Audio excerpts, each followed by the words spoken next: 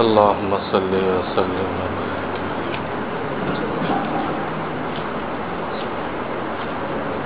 الحمد لله نحمده ونستعينه ونستغفره ونؤمن به ونتوكل عليه ونعوذ بالله من شرور أنفسنا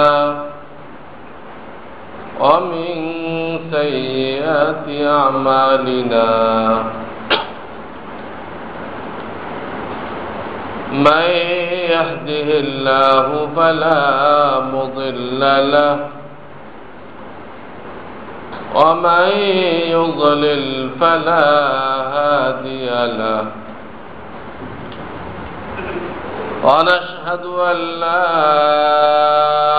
إله إلا الله وحده لا شريك له ونشهد أن سيدنا ومولانا محمدا عبده ورسوله صلى الله تعالى عليه وعلى آله وأصحابه وبارك وسلم.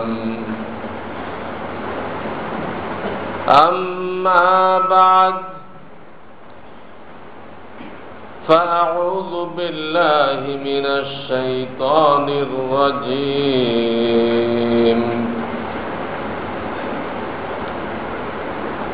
بسم الله الرحمن الرحيم.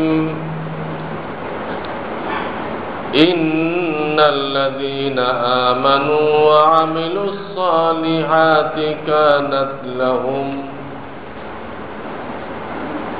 كانت لهم جنات الفردوس نزلا.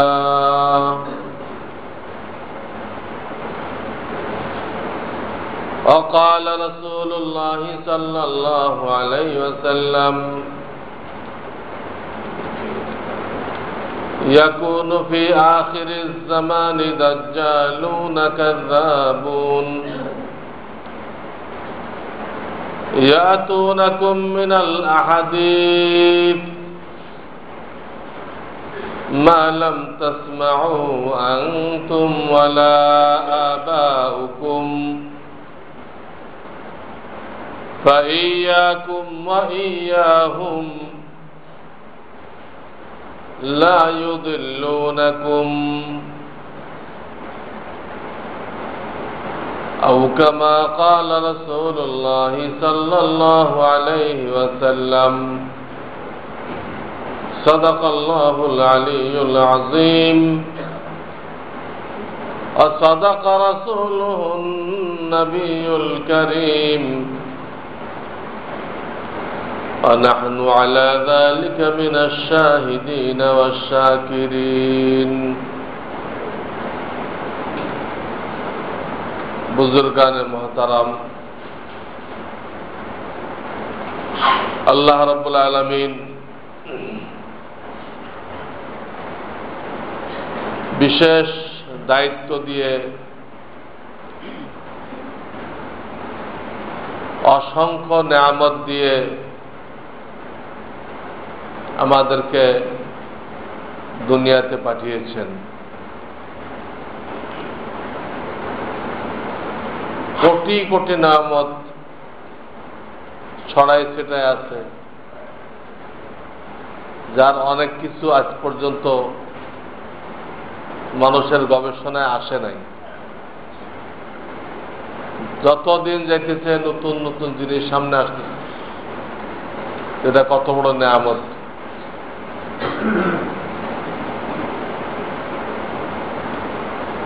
পানির ভিতরে শৈবাল থাকে, গ্রাম বাংলায় শ্যাওলা বলে। এটাকে কেউ কোনো কাজের জিনিস মনে করত না, মাছের খাদ্য। পরবর্তীকালে দেখা গেল যারা ঔষধ বিশেষজ্ঞ, মেডিসিন বিশেষজ্ঞ, তারা এটা দিয়ে সবচেয়ে উন্নত মানের প্রোটিনযুক্ত ভিটামিন তৈরি করতেছে শৈবাল থেকে। মেঘ বৃষ্টি হলে আকাশে বিজলি চমকায়, মানুষ ভীত সন্ত্রস্ত হয়ে যায়। তো এটাও যে আল্লাহর নিয়ামত, এটা এখন বিজ্ঞানীরা স্বীকার করতেছে যে এগুলোর দ্বারা জমিনের ভিতরে কি পরিমাণ উৎপাদন ক্ষমতা বেড়ে যায়। এইভাবে কত লাখো জিনিস এখনো রয়ে গেছে, মানুষের গবেষণা এখনো ধরা পড়ে নাই, আস্তে আস্তে। এইভাবে লাখো লাখো নেয়ামত দিয়ে আল্লাহ তাআলা আমাদেরকে ডুবায় রেখেছেন। আর সামান্য কিছু দায়িত্ব দিয়েছেন, সামান্য কিছু দায়িত্ব দিয়েছেন, যেগুলো বলতে গেলে আমাদের জন্য দরকার, প্রয়োজন। ওই প্রয়োজনটাকে ইবাদত বানাই দিয়েছেন। মানুষ হিসেবে যেগুলো না করলে নয়, করতেই হবে। আল্লাহ রাব্বুল আলামিন ওই জিনিসগুলোকে ইবাদত ঘোষণা করেছেন। তো এমনিই করতে হতো, মাঝখান থেকে সওয়াব পেয়ে গেল। যেমন মানুষ হিসেবে তাকে খাইতেই হবে, খাওয়া ছাড়া কোনো মানুষ দুনিয়াতে টিকে থাকতে পারবে না, সবাই খাইতেছে। তো আল্লাহ তাআলা ঘোষণা করলেন সবাই খাইতেছে, তুমিও খাও। তোমার খাওয়াটা আমার নবীজির তরিকায় যেন হয়। তাহলে 10 মিনিট 20 মিনিট যা খাইলা, টোটাল টাইমটা তুমি আমার ইবাদতের মধ্যে লিপ্ত আছো। খানা ছাড়তে বলে নাই, খানা খাওয়ার আদেশ করেছেন। কুলু ওয়াশরাবু ওয়ালা তুসরিফু, কোরআন কারীমের আয়াত। খাও, পান করো, কিন্তু দেখো অপচয় করো না। আল্লাহর নিয়ামতের অপচয়ের অনুমতি দেয়নি। এক ফ্যামিলিতে 3 জন খাবে, 10 জনের খানা তৈরি করলো, 7 জনেরটা ডাস্টবিনে ফেললো,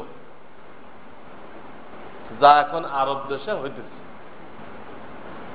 এই দৃশ্যটা ব্যাপক হারে আরব দেশে হইতেছে। 3 জন খাইতে চাইলে কমপক্ষে 10 জনের খানা তৈরি করবে, ওরা একটু একটু খায় বাকিগুলো ফেলে দেবে। এইটা আল্লাহ কঠিন ভাবে নিষেধ করেছে। সারা দুনিয়ার মানুষ মিলে আমার একটা নিয়ামত তৈরি করতে পারবে না, কেউ চাউল তৈরি করতে পারবে না, কেউ গম তৈরি করতে পারবে না, কেউ পানি তৈরি করতে পারবে না। বলবে যে আমরা বিভিন্ন গ্যাস মিলে পানি তৈরি করতে পারি। এই গ্যাসটা কই থেকে আসছে? আপনার বাপে বানাইছে? ওটা তো আল্লাহ, আল্লাহটা বাদ দিয়ে করেন। তারপরও এই গ্যাস মিলে যে পানি তৈরি করলো, অভিজ্ঞতার আলোকে দেখা গেছে এই পানি তৃষ্ণা নিবারণ করে না। একদিকে আল্লাহ দেওয়াটা দিয়েই বানাইলো, দেখতে একদম অবিকল পানি হলো, কিন্তু এই পানি পান করেন, আপনার তৃষ্ণা যেমন ছিল তেমন রয়ে যাবে। এটা বলতেছিলাম যে আল্লাহর নিয়ামতের একটা ফোঁটা, একটা টুকরা মানুষ বানাইতে পারে না। সারা দুনিয়ার মানুষ তো মিলে চেষ্টা করুক, গোশত তৈরি করুক, মাছ তৈরি করুক, অসম্ভব। এই জন্য আল্লাহ তাআলা নষ্ট করার অনুমতি দেন নাই, খাওয়ার হুকুম দিয়েছেন। যদি কেউ ইচ্ছা করে না খায় তো তার জন্য হারাম, এবং যদি সে মারা যায় তো আত্মহত্যার গুনাহ। খাওয়ার হুকুম এত কঠিন ভাবে দিয়েছেন, কেউ খাইল না, না খেয়ে মারাই গেল, তো আত্মহত্যার গুনাহ। কোন নেক লোক তার জানাজায় শরীক হইতে পারবে না। এই গাঁজাখোর যারা আছে ওরা মিলে জানাজা পড়ে দিবে, এইলো মাসলা। আল্লাহর হুকুম অমান্য করছে। তেমনি ভাবে লিবাস পোশাক আল্লাহ নিষেধ করেন নাই, এটা ইজাজত দিয়েছেন। খুযু যিনাতাকুম ইনদা কুল্লি মসজিদ, তোমরা যখনই নামাজের জন্য যাইবা সৌন্দর্য অবলম্বন করবা। অর্থাৎ তোমার কাছে একটা ভালো কাপড় আছে, এটা পরে যাইবা, কারণ তুমি আল্লাহর শাহী দরবারে হাজিরা দিতে যাইতেছে। এখানে একখান গামছা কান্দে করে গেলে হবে না। তোমার দুনিয়ার বাদশার দরবারে, প্রেসিডেন্টের দরবারে তুমি হাফ প্যান্ট পরে বা গেঞ্জি গাইতে যাও?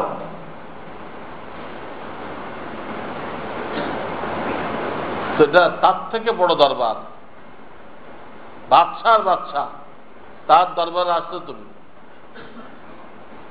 কারণ তোমার কাছে একটা উত্তম লেবাস আছে, এটা পরে আসো। খুযু যিনাতাকুম, জিনাত মানে উত্তম লেবাস। ইনদা কুল্লি মসজিদ, মসজিদ মানে সেজদা করে, সেজদা মানে নামাজ। এইলো তাফসীর। নামাজ যখন পড়বা উত্তম লেবাস অবলম্বন করো। ওখানে আছে কুল মান হারামা যিনাতাল্লাহিল্লাতী আখরাজা লিইবাদিহি ওয়াত-তাইয়্যিবাতি মিনার রিজক। আমি যে উত্তম লিবাস নাযিল করেছি, এটাকে তোমাদের জন্য কে হারাম করলো? এবং আমি যে তোমাদের জন্য মজাদার খানা সৃষ্টি করেছি, তা তোমাদের জন্য কে হারাম করলো? তোমাদের তৌফিক থাকলে উত্তম খানা খাও, উত্তম লেবাস পরো। দেখা যেতে যে লেবাস পরিধান করা এবং তৌফিক অনুযায়ী ভালো লেবাস পরিধান করা আল্লাহর হুকুম। কোরআনে বলতেছে, আমি যা পেশ করলাম এটা একটা হাদিস না, সব আয়াত। তো সবাই লেবাস পরে, মুসলমানদেরকে তো আল্লাহ আদেশই করলেন লেবাস পরতে হবে। কিন্তু মুসলমানদের জন্য আল্লাহ একটা শর্ত লাগাইছে, আমার নবীজির মতো পড়ো। তাহলে তুমি লেবাস পরলে, লেবাসের জন্য পয়সা ব্যয় করলে, সব আল্লাহর ইবাদত বন্দিগি হয়ে যাবে আমার নবীজির তরিকা। তোমার মোজা ছাড়া যত লেবাস পরো, এগুলো যেন টাকনুর নিচে না যায়, রাসূলের তরিকা। মোজাটা তো নিচের থেকে আসে, এটা নিষেধ করা হয়নি। উপরটা যেটা লটকানো হয়, লুঙ্গি হোক, পাজামা হোক, জামা হোক, আবা, আমার গায়েটার নাম আবা কাবা, আবা হোক, এই সবটার এই মশলা, এটা উপরতে লটকানো হয়। এখানে রাসূলুল্লাহ সাল্লাল্লাহু আলাইহি ওয়াসাল্লামের তরিকা এই যে এইটা টাকনুর উপরে থাকতে হবে, নাভি থেকে হাঁটু পর্যন্ত যেটা পরা হবে এটা পাতলা হইতে পারবে না, এটা টাইট ফিট হইতে পারবে না। এটা নবীজির তরিকা। পাতলা হলে সতর নজরে আসবে, টাইট ফিট হলো সতর উপসে পড়বে, দুটাই না যায়, দুটাই না যায়। মানুষের ব্যাপারে বড়াই দেখানোর নিয়ে যেতে পারবে না, এটা হাদিসে বলা হয়েছে। যে লেবাস পরলে তোমাকে কোন কাফেরের মতো দেখা যায়, প্রথম নজরে তোমাকে যে দেখবে এ বুঝবে এই লোকটা খ্রিস্টান, বা এই লোকটা ইহুদি, বা এই লোকটা হিন্দু, বা এই লোকটা বৌদ্ধ, এরকম যেন মনে না করে। এই কয়েকটা কথা খেয়াল রাখতে বলা হয়েছে। খেয়াল রেখে মানুষ যে লেবাস পরে,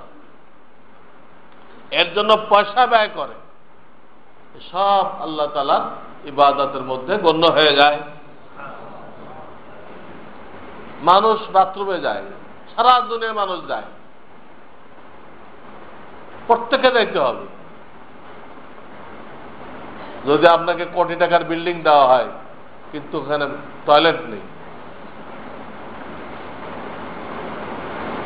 আর 1 লাখ টাকার টিনের ঘর দেওয়া হয় কিন্তু টয়লেট আছে,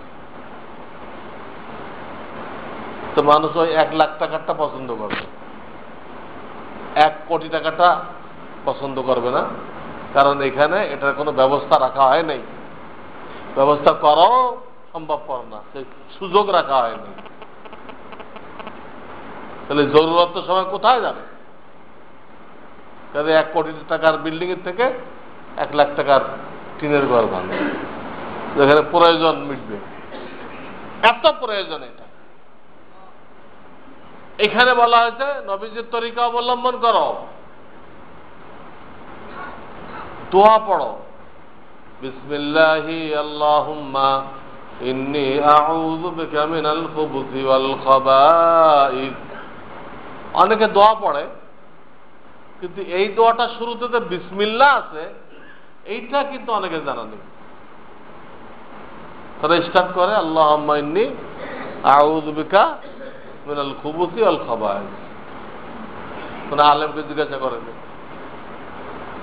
এখানে বিসমিল্লাহ এই দোয়া পড়ো, বাম পাও দিয়ে ঢোকো, ঢিলা কুলুক ব্যবহার করো, এই জরুরত সারা সময় কিবলার দিকে চেহারাও করবা না, পিঠও করবা না। এরপরে ডাইন পা দিয়ে বের হয়ে আসো, সম্পূর্ণ বের হয়ে আসার পরে দোয়া পড়ো। বের হইতে হইতে না, ঢোকার সময় সম্পূর্ণ বাইরে দোয়াটা পড়তে হবে, এটা বাম পাও ঢুকাইতে হবে। বেরোনোর সময় সম্পূর্ণ বের হয়ে আসতে হবে, তারপর দোয়াটা পড়তে হবে, গুফরানাকা আলহামদুলিল্লাহিল্লাযী আযহাবা আন্নিল আযা ওয়া আফানি। গুফরানাকা অ্যাডভান্স ক্ষমা চাইতে, অ্যাডভান্স। আল্লাহ তুমি এমন একটা জিনিস আমাকে দিলা, সব নাফাক বের হয়ে গেল কিন্তু আমার নাড়ি ভুড়িগুলো সব রয়ে গেছে, এটাও যদি বের হয়ে যেত, এটা তোমার দয়া। এই নেয়ামত তো শুকর করতে পারবো না, আগেই ক্ষমা চাইলাম, অগ্রিম জামিন। গুফরানা গেল অগ্রিম জামিন, অগ্রিম ক্ষমা। এই কয়েকটা কথা এখানে আছে। তো সবাই এই টয়লেটের জরুরত ছাড়তেছে, সারা দুনিয়ার মানুষ, মুসলমানও ছাড়তেছে। তাকে বলা হয়েছে তোমার নবীজির এই কয়টা কথা খেয়াল রাখো। তুমি এইখানে যে 10 মিনিট সময় দিলা, যে টাইমে দুনিয়ার আর কোনো কাজ করা সম্ভব ছিল না, তো তোমার এইটাও আল্লাহ তাআলা অনেক সওয়াব দান করবেন। এটা ইবাদত বন্দেগীর মধ্যে গণ্য করবেন।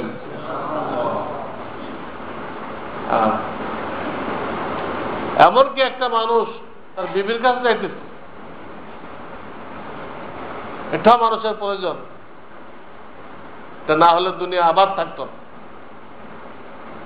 সেখানে এই কথা বলা হয়েছে নবীজির তরিকা অবলম্বন করো, দোয়া কালাম পড়ো,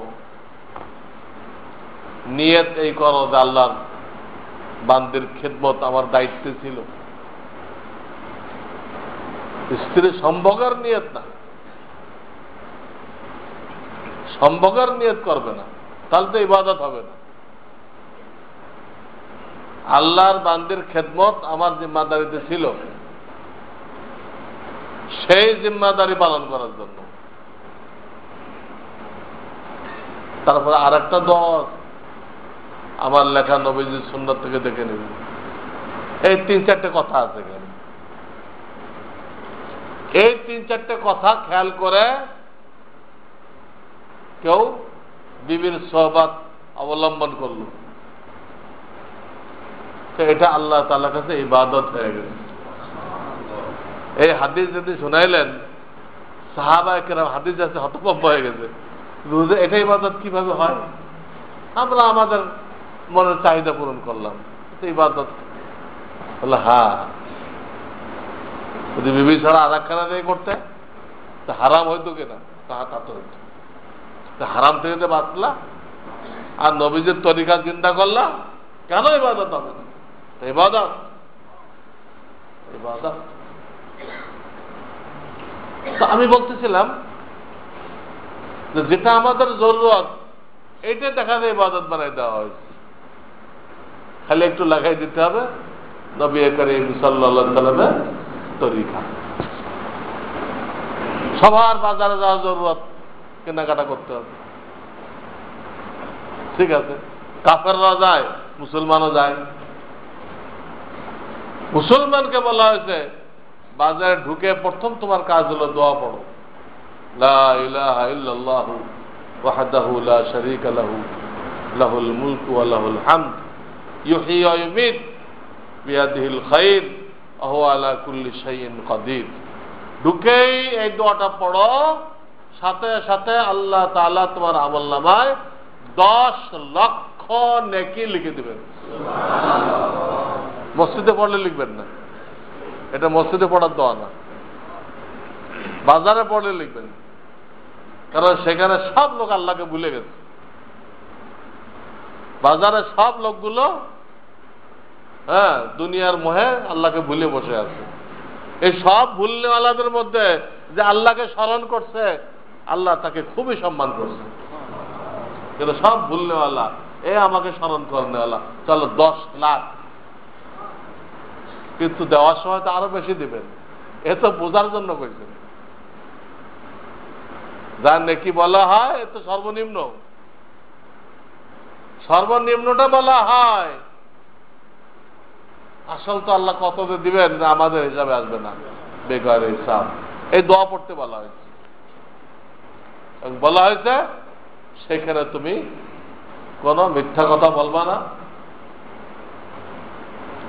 2 নম্বরে করবা না, ভেজাল দিবা না, মাপে কম দিবা না,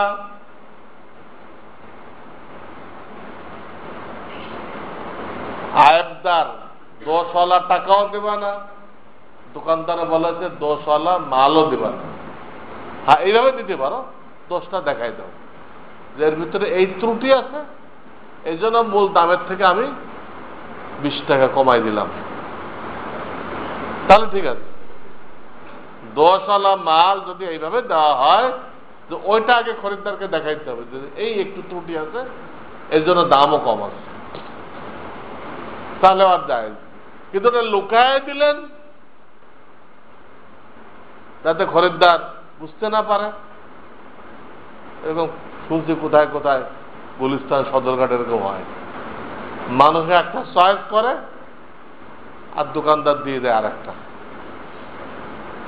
এমন জাদু জানে আল্লাহ, আপনি চয়েস করলেন একটা ভালো জিনিস, আপনার সামনে ছেড়ে দিল, খুলে দেখেন বাড়িয়ে এটা দেয় না, আর একটা ছেঁড়া ফাটা দিয়ে দিচ্ছে। কি ট্যাকটিস করছে এরা! এই যে আয়াতটাকে লুকাইলো, কয় পয়সা লাভ করছে? 50 টাকা লাভ করছে, 100 টাকা লাভ করছে। কিন্তু আল্লাহ রসুল বলতেছে তুমি আমার তরিকার থেকে আউট, আমার কাছে আসার ময়দানে তোমার আসার দরকার নেই, সুপারিশ চাওয়ার জন্য আসার দরকার নেই। তুমি এই লোভ করে আমাদের তরিকা ছিল কোনো দোষ থাকলে বলে দেওয়া, আপনার টাকাতে দোষ থাকলেও বলে দিতে হবে, দোকানদারের মালে দোষ থাকলেও বলে দিতে হবে। তুমি নবীদের এই তরিকা মানো নাই কেন? আউট। এইভাবে একটা লোক যদি বাজার করে, আল্লাহ তাআলা তার এই বাজার করাটাকে ইবাদতের মধ্যে গণ্য করবে। আর এখন তো কত রকম ধোঁকা ফাঁকি, তার কোনো শেষ সীমানা নেই। সমানে made in Japan, made in Japan seal মারতে আছে। বাংলাদেশে তৈরি করে মেড ইন জাপান, ওজনে কম, বেকার মাল দিচ্ছে, মাছ নষ্ট হয়ে গেছে। ওখানে কিছু মাছের রক্ত লাগায় যে কাঁসির মধ্যে তাজা মাছ দেখাই, এক এক জায়গায় ঢোকার এক তরিকা। এতে এক তো রসুলের তরিকা থেকে আউট হয়ে গেল, আর একদিকে সে দেখতেছে যে আমার টাকা বাড়তেছে, কিন্তু বাস্তবটা বাস্তব সে তার কবরে সাপ আর বিচ্ছু বাড়াই দিচ্ছে।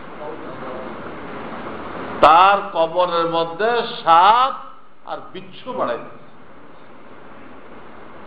তো এইভাবে আমি যেটা বলতেছিলাম যে আমাদের যে জিনিসগুলো প্রয়োজন, যেটা না হলে আমরা দুনিয়াতে চলতেই পারবো না, আল্লাহ দয়া করে ওটাকেই ইবাদত বানাই দিচ্ছেন।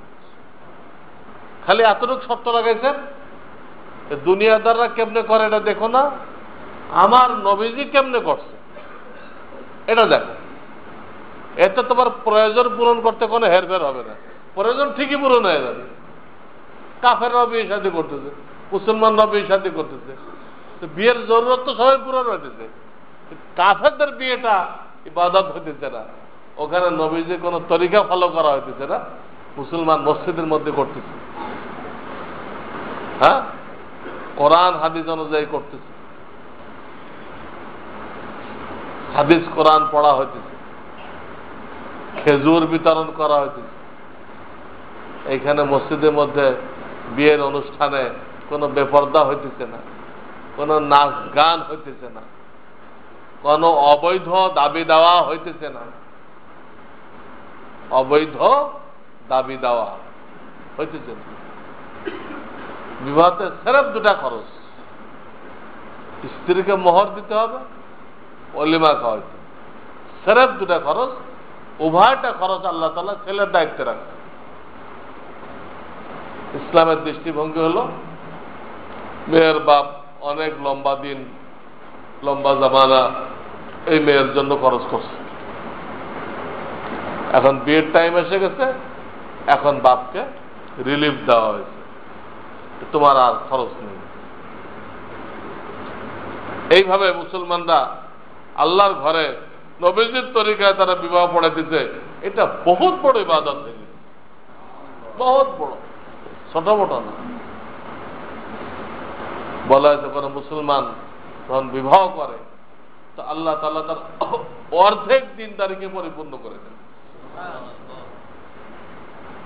তো এটা আল্লাহ তাআলার কত বড় দয়া যে মানুষ হিসেবে যেগুলো না করলে নয় সেগুলোকে পর্যন্ত তিনি ইবাদত বন্দেগী করে দিয়েছেন সামান্য শর্তের সাথে। তোমার কাজের মধ্যে আমার নবীজির তরিকা যোগ করো, তো হয়ে গেল। নবীজির 3 শ্বাসে পানি পান করতে, আমরা 3 শ্বাসে করি। 3 শ্বাসে মানে সর্বনিম্ন, 5 শ্বাসে করলে অসুবিধা নেই, 3-এর কম না। শুরুতে বিসমিল্লাহ পড়ো, শেষে আলহামদুলিল্লাহ পড়ো, তো পানি পান করা আল্লাহর ইবাদত হয়ে গেল। প্রত্যেকটা জায়গায় এটা আমাদের জীবনের দায়িত্ব। তো প্রত্যেকটা কাজে নবীজির তরিকা খুঁজো, ওটা বাস্তবায়ন করো, আর 10 ভাইকে ওটা দাওয়াত দাও। সাহাবায়ে কেরাম এক জায়গায় হইলে এটি আলোচনা করতেন। আমরা জানি আপনি কেমন আছেন, আপনার বাসায় কেমন আছে, আপনার মুরগি কেমন আছে। ওই যে পোল্ট্রি ফার্ম করে, হ্যাঁ, মুরগিদের হালাত জিজ্ঞেস করতে হয়। আপনার খরগোশ কেমন আছে, খরগোশ পালে। এই কেমন আছে করতে করতে সময় শেষ। আর তারা এক জায়গায় হইলেই, ভাই এই কাজে রসুলের তরিকা সম্পর্কে তোমার কি জানা আছে, কোন একটা কাজ, এই কাজটার ব্যাপারে আমাদের নবীজি সাল্লাল্লাহু আলাইহি সাল্লামের তরিকা কি ছিল। হয় উনি বলতেন আমার এই জানা আছে, আর না উনি শুনতেন। ওনার জানা থাকলে উনি বলতেন, আর জানা না থাকলে আর এক সাথীর কাছে জিজ্ঞাসা করতেন। তাদের কথা দিন নিয়ে আলোচনা, তাদের বৈঠক ঈমান তাজা করার জন্য। মুআজ বলেন, হ্যাঁ, নাজলিস নুমিন সাআতান, আসো একটু বসি, ঈমানকে তাজা করি। নুমিন সাআতান, কিছুক্ষণ ঈমানকে তাজা করি। মানুষ যখন ঈমানের আলোচনা করে, আল্লাহর বড়ত্ব নিয়ে আলোচনা করে, আল্লাহর কুদরতে সবকিছু হয়, রসুলের তরিকার মধ্যে কামিয়াবি, এসব আলোচনা করে, তো আল্লাহ তার ঈমানি শক্তিকে বাড়িয়ে দেন, তার ঈমানকে মজবুত করে দেন।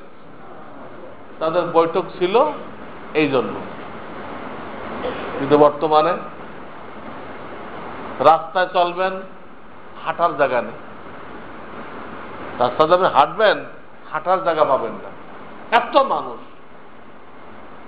বাজারে ঢুকবেন, চলার জায়গা পাবেন না, এত মানুষ। কোন গাড়ি ঘোড়াতে উঠবেন, সিট পাবেন না। যেখানে যাবেন খালি মানুষ আর মানুষ। কিন্তু আপনি একটা মানুষকে পাইবেন না যে ঈমান তাজা করা আলোচনা করতেছে, অথবা কোন কাজে নবীজির তরিকা কি এইটা আলোচনা করতেছে, এই মানুষ আপনি পাবেন না। মানুষের ভিড়ে কোনো দিক যেতে পারবেন না, লক্ষ লক্ষ মানুষ, যেদিক দেবেন এদিক মানুষ,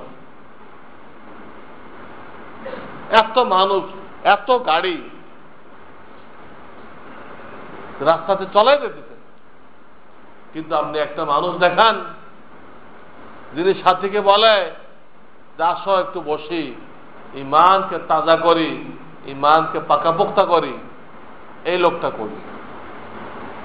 আসো একটু বসি, রসুলের তরিকা কি, বিভিন্ন কাজে রসুলের তরিকা কি, এটা আমরা আলোচনা করি। আমি কিছু জানি, তুমি কিছু জানো, এই দুটো একত্র করলে অনেকটা হবে। প্রত্যেক মুসলমানের কিছু কিছু জানা থাকে। এখন তো কিতাব হয়ে গেছে।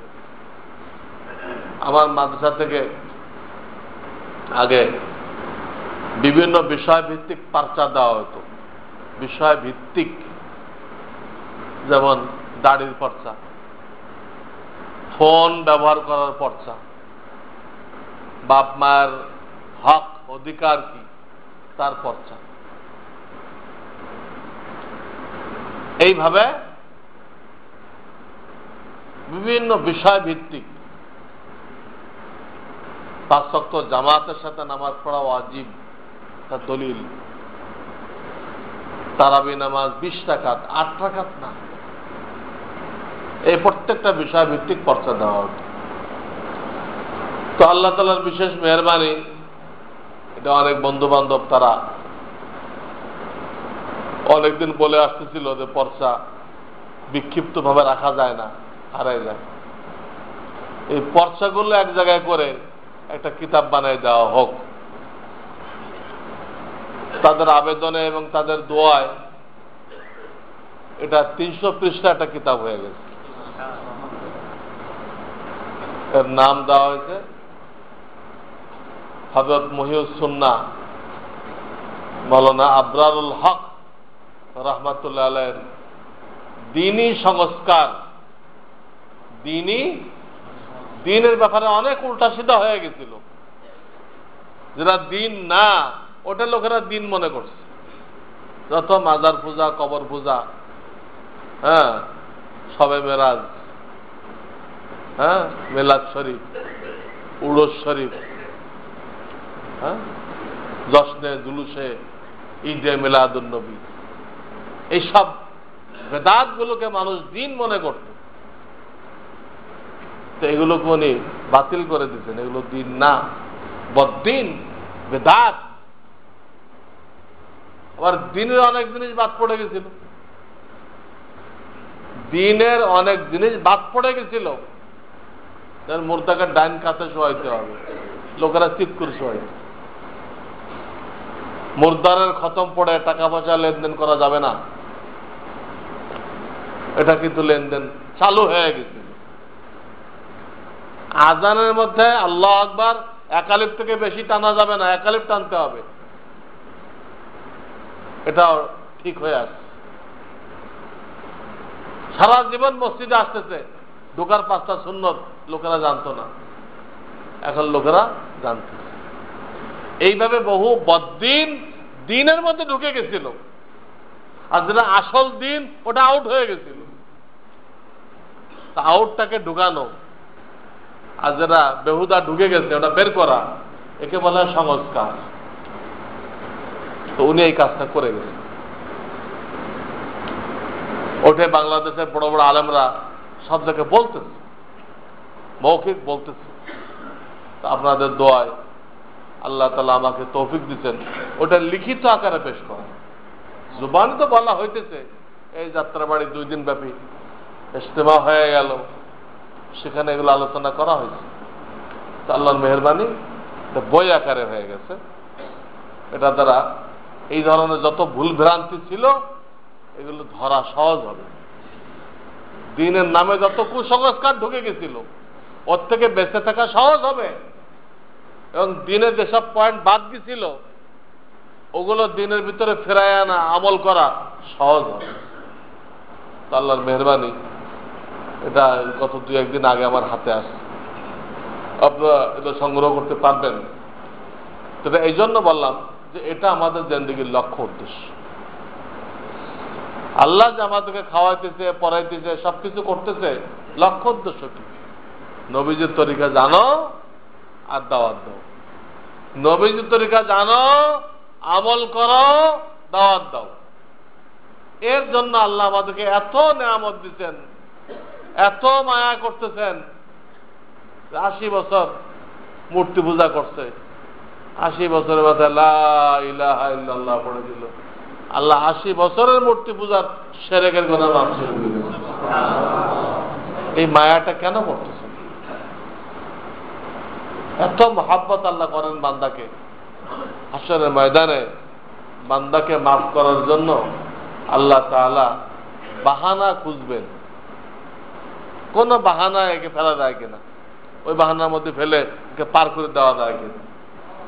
যদি একদম হট ধর্মী, জান্নাতে যাইতে সে অসম্মত, জান্নাতকে অস্বীকার করে দিচ্ছে, একদম কমরেড।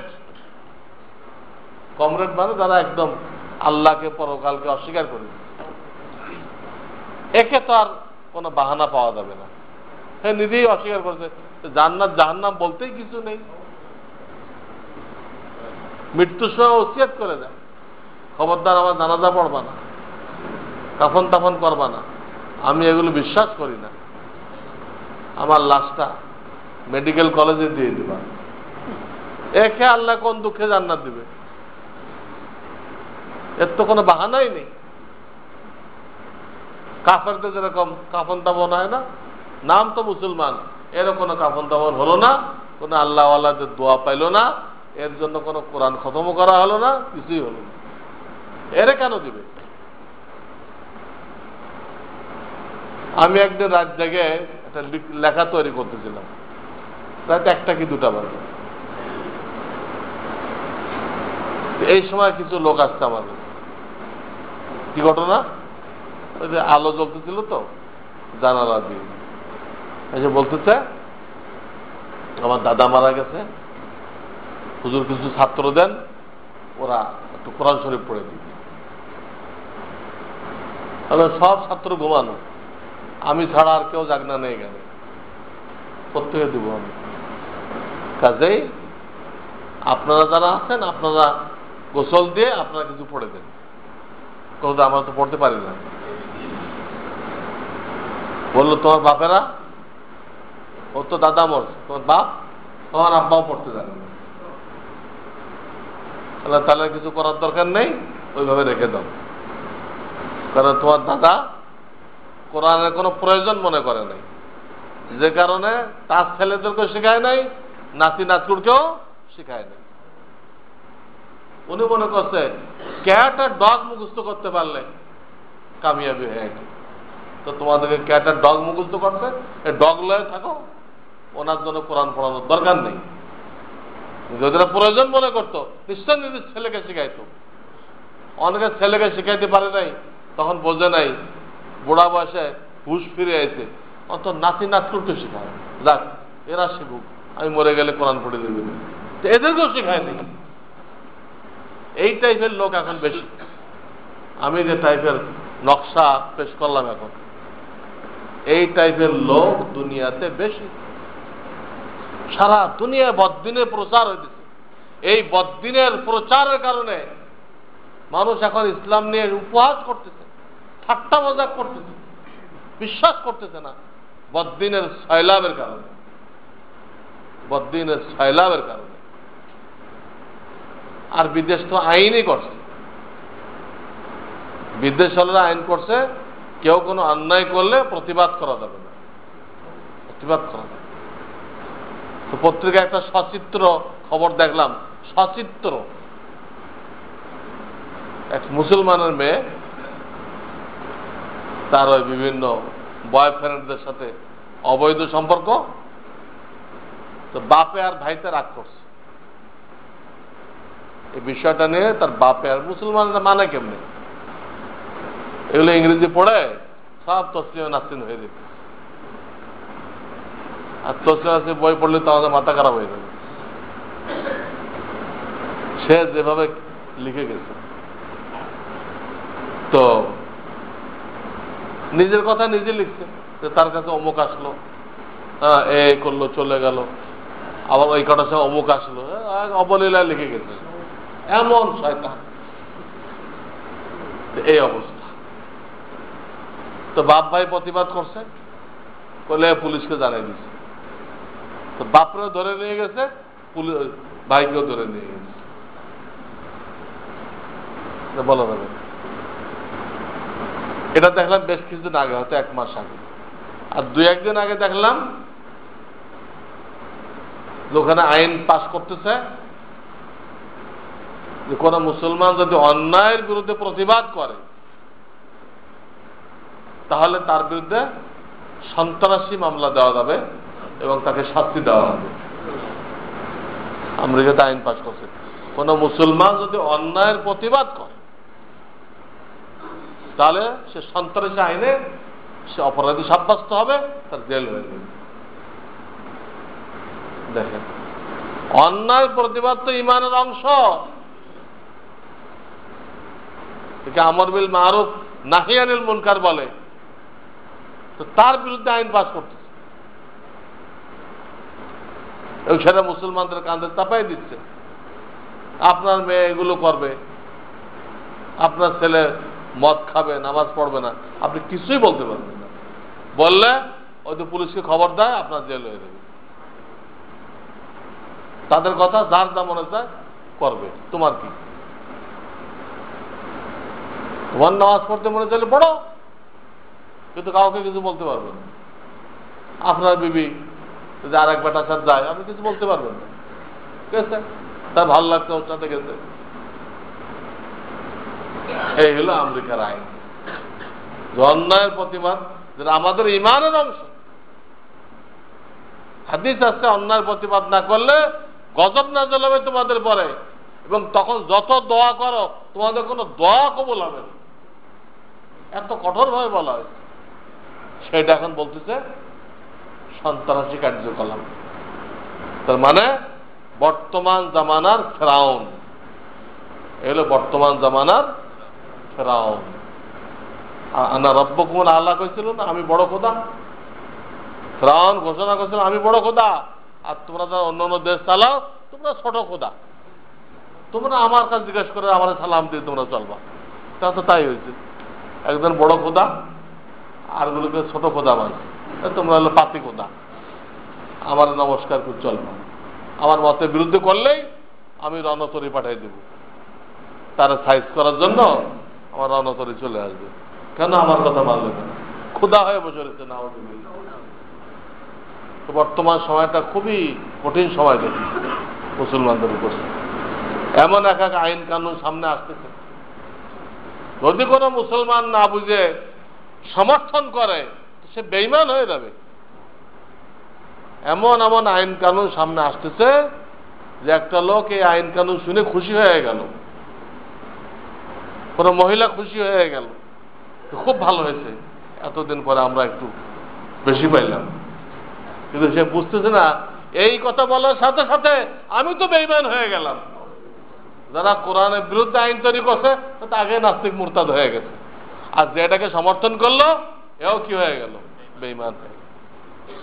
এটি আল্লাহ রাসূল বলে গেছেন যে এক জামানা আসবে ইউসবিহুর রাজুলু মুমিনান ওয়া ইউমসি কাফিরান, মানুষ সকালে মুমিন থাকবে বিকালে কাফের হয়ে যাবে, আরেকজন বিকালে মুমিন থাকবে সকাল আস্তে আস্তে কাফের হয়ে যাবে। একদিনের মধ্যেই সকাল বিকালের মধ্যেই মুমিন কাফের হয়ে যাবে। ইউসবিহুর রাজুলু মুমিনান, ইউসবিহু মানে প্রভাত করা, প্রভাত করছে মুমিন অবস্থায় আর সন্ধ্যা করছে কাফের হয়ে গেছে। ওই ওরে একটা মানছে, গলত আইন হয়েছে, ওটাকে সমর্থন করছে, খুব ভালো হয়েছে। আরে বুঝে কইলা না বুঝে কইলা? আল্লাহর কালামের বিরুদ্ধে, আল্লাহর কোরআনের বিরুদ্ধে ফতোয়া নিয়ে এটা হাইকোর্টে উঠতে পারে? ফতোয়া কি হাইকোর্টের বিষয়? এটা আল্লাহর কালাম, সবকিছুর উঠবে। হাইকোর্টে উঠানোটাই অপরাধ, উঠানো এটাই অপরাধ। যারা উঠাইছে এরাও বেঈমান হয়ে গেছে। ফতোয়া বন্ধ করার জন্য কিছু লোক তো হাইকোর্টে নিয়ে গেছে, যেটা বন্ধ করা হোক, এরা তো আগেই বেঈমান। আর যে এই রায় দিচ্ছে হ্যাঁ বন্ধ করা হলো, এও বেঈমান হয়ে গেছে, নাস্তিক মুরতাদ হয়ে গেছে। যারা সুযোগ দিচ্ছে তারাও বেঈমান হয়ে গেছে। আল্লাহর কালাম, হাইকোর্টের কোনো বিষয় না, তা আমেরিকারও কোনো অধিকার নেই, দুনিয়ার কারও কোনো অধিকার নেই এটা নিষেধ করা। মুসলমানরা তাদের প্রয়োজনে মাসলা মাসাইল জিজ্ঞাসা করবে, তা হাইকোর্টের কি অধিকার না জিজ্ঞেস করতে পারবে না? জিজ্ঞেস করতে পারবে না, কি অধিকার আছে? হ্যাঁ, সে এটা বলতে পারবে যে এই সমস্ত গ্রাম্য লোকেরা ফতোয়া দিতে পারবে না, গ্রাম্য মূর্খ লোকেরা ফতোয়া দিতে পারবে না, ফতোয়ার অপব্যবহার এটা আইন করো। ফতোয়া নিষেধ, যে বিচারক করবে সে তো মুরতাদ হয়ে যাবে, বেঈমান কাফের, তার স্ত্রীর সাথে বিবাহ বিচ্ছেদ হয়ে যাবে। তার যে করবে, যে কেউ হোক, যে কেউ হোক, আগে তো কাফের থাকে তো কাফের আছে, আর আগের তো মুসলমান থাকে থাকে তা সব শেষ।